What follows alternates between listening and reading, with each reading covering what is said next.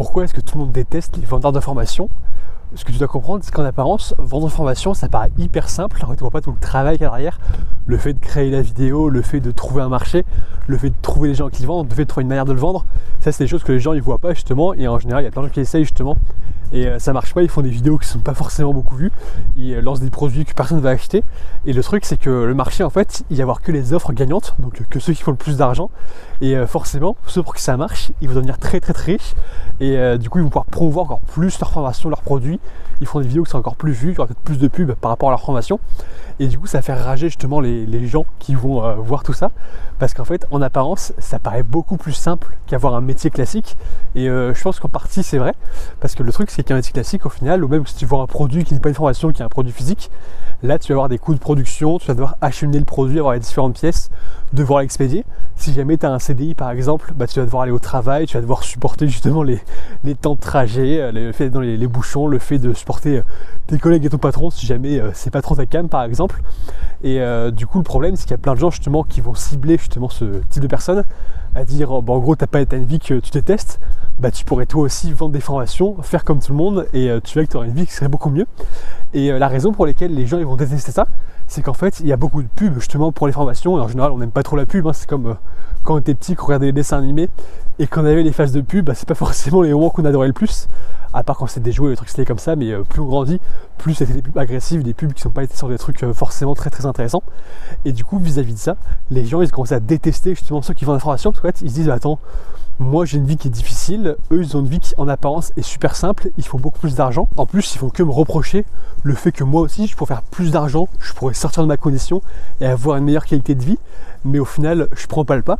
Et en fait c'est ça qu'ils vont détester, c'est le fait que eux-mêmes ils pensent que c'est facile de vendre des formations, ils voient pas tout le travail qu'il y a derrière, parce que aussi le but ça va être de cacher justement le travail qu'il y a derrière, mais moi je te le dis direct, il y a quand même beaucoup de travail justement pour trouver un marché, trouver une niche, trouver un moyen de vendre tes produits et trouver un moyen justement d'avoir un bon produit aussi que les gens soient satisfaits. Parce que le problème c'est qu'il y a plein de gens qui vendent du rêve, au final c'est de la grosse merde et du coup le produit se vend plus et ça va ruiner leur crédibilité.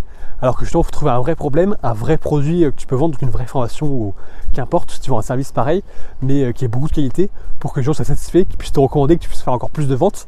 Mais ça on le voit beaucoup moins parce qu'en général on entend beaucoup plus parler des arnaques, ce qu'il y a ce qu'on appelle un biais de négativité, où on va retenir que les mauvaises histoires. C'est un petit peu la même logique si tu prends l'immobilier.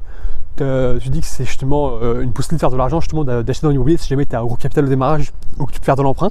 Et après justement tu peux emprunter pour acheter un appartement par exemple, mettre de locataires dedans pour qu'ils te remboursent ton appartement. Et en fait nous on entend beaucoup parler justement des problèmes de squatteurs, des problèmes de des travaux qui ont dû être faits, de tout ça, les gens qui sont plantés, les gens qui n'ont pas pu récupérer leur appartement, les gens qui sont tombés en faillite. Et on va retenir justement que ces éléments-là et se dire ah ouais non c'est trop compliqué justement, ça va être trop dur d'immobilier, du coup je vais pas parce que j'ai pas envie d'avoir des squatteurs en France, tout ça va être trop dur. Et du coup les gens ils vont se restreindre par rapport à ça. Et par rapport aux formations, on va se dire ah non, une fois on m'a dit vite fait qu'il y a un mec qui a acheté une formation avec cette arnaque, du coup il y a tout qui est de l'arnaque, il n'y a rien qui marche, et c'est que des escrocs et des arnaqueurs. Et en fait ils prétendent qu'ils ont une meilleure vie, mais en vrai c'est que des gens malveillants. Et en fait tout ça c'est que des excuses justement qu'on va se trouver pour ne pas passer à l'action. Et le truc c'est que ça va frustrer les gens, parce qu'en fait ils savent très bien au fond d'eux que c'est potentiellement un truc qui pourrait leur faire gagner beaucoup plus d'argent, que c'est également beaucoup plus facile en fait qu'avoir un métier dit classique. Et ils savent très bien qu'au fond ils franchiront jamais le pas, qu'ils vont rester justement dans leur situation, et ça ils vont le reprocher justement aux personnes qui réussissent. C'est un petit peu justement comme ce qu'on appelle le panier de crabes, parce qu'en fait quand tu as un panier de crabes, donc tu as plein de crabes dans un seau, si tu en as un qui veut monter pour sortir, pour s'extraire, les autres ils vont le retenir sur du bas, ils vont le tirer vers le bas pour pas qu'il sorte de sa situation. Et là le problème c'est que nous on a un petit peu un truc comme ça en France, où en général quand toi tu veux progresser, tu veux te développer machin, si tu commences à lire des livres, si tu commences à entreprendre des choses, tu vas voir que tes proches vont dire oh, tu te prends pour qui machin, toi t'es pas comme ça, t'as pas le droit d'être comme ça justement, tu dois être comme nous justement, faut pas changer. Ça c'est un truc qu'on peut ressentir. Et le problème c'est que de voir des gens qui ont du succès, ça peut motiver justement les personnes qui sont assez ambitieuses, peut-être qui sont un peu plus naïfs, mais en fait ça va pas motiver ceux qui sont déjà abandonnés, on va dire, d'avoir une vie à leur standard, justement une vie qui leur plaît réellement. Et en fait ça va les frustrer parce qu'ils n'ont pas ce côté panier de crabe, parce que c'est des gens qui ont déjà réussi, qui vont voir sur les réseaux, voir de partout, et là ils peuvent plus les tirer vers le bas. Et c'est ça qui va les frustrer justement, de se dire en fait j'ai juste raté ma vie globalement, je préfère beaucoup mieux mais je vais pas. Du coup pour pas assumer qu'en fait j'ai une vie qui me plaît pas et tout ça, et que finalement j'aurais pu faire beaucoup mieux que ce que j'ai, et j'aurais pu justement gagner plus d'argent, offrir une meilleure vie à ma famille et à mes enfants. Si jamais tu es une personne de famille qui a des problèmes de santé, tu aurais pu offrir tous les soins médicaux, tu aurais pu offrir un meilleur confort de vie. Et en fait, ça, ils le savent très bien, mais ils se disent je préfère ne pas l'assumer, je préfère être dans le déni parce que de toute façon, c'est trop tard, maintenant je ferai plus les choix qui pourront amener beaucoup plus d'argent. Et du coup, ils vont se dire ouais, c'est que de l'arnaque, c'est que des trucs qui marchent pas, faut pas croire toutes les personnes comme ça. Comme ça, eux-mêmes, ils n'ont pas assumé justement qu'au final, ce qu'ils font, c'est pas forcément la bonne voie. Après, je te dis pas qu'il faut forcément justement aller faire des vidéos sur internet, commencer à vendre des formations. Ça dépend vraiment de tes objectifs, parce qu'en vrai, il y a quand même beaucoup de travail. Au démarrage, il y a beaucoup d'incertitudes, et c'est pas dit que ça marche justement si tu vas un peu en mode branleur tranquille, t'inquiète. Mais le truc, c'est que si vraiment tu fais des vrais efforts de recherche, si tu mets beaucoup de travail, là tu verras que ça marchera, et ça marchera beaucoup mieux, parce qu'en réalité, si les gens qui sont les plus riches que tu peux voir sur internet, ils font ça, c'est parce que justement c'est ce qui permet de rendre plus riche. Et encore plus si tu vends des formations, ce qu'on appelle le make money, donc c'est faire de l'argent.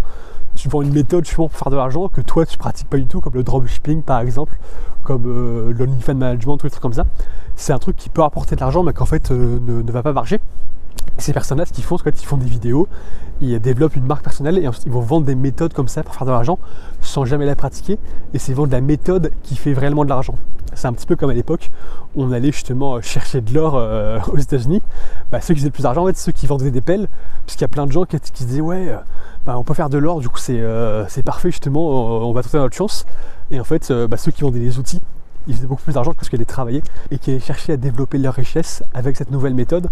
Donc c'est pour ça aussi que les gens sont détestés, puisqu'en fait on sait très bien qu'il y a beaucoup de formateurs qui vendent des formations justement pour faire de l'argent. Il y a ce côté malhonnête de dire oui, fais ça, moi c'est ça qui m'a rendu riche, alors qu'en vrai ce qu'ils ont rendu riche c'est le fait d'avoir vendu justement les méthodes. Et ça, il y a beaucoup de gens qui sont peu scrupuleux, qui vont se garder de le dire, alors qu'il y a des personnes qui vont être totalement honnêtes, qui vont dire que c'est ça qui fait de l'argent. Et ça va dépendre des formateurs, de ceux qui sont le mieux mis en avant.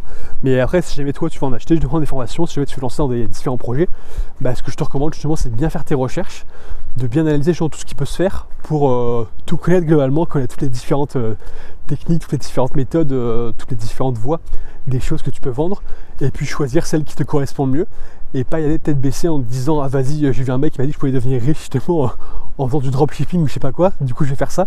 Faut vraiment être conscient justement des vraies choses que tu veux faire et qu'est-ce qui pourrait vraiment te plaire, dans quoi est-ce que tu pourrais être performant, et du coup choisir ça et y aller justement drastiquement, vraiment en mode bourrin une fois que tu as choisi. Tu te poses pas de questions, tu vas pas aller justement switcher de business tous les 3 mois parce que ça marchera pas. En fait, c'est la consistance, c'est le temps qui va faire que tu auras du succès, et c'est l'erreur que beaucoup de gens font déjà parmi ceux qui se lancent. Donc déjà c'est une toute petite proportion de la population.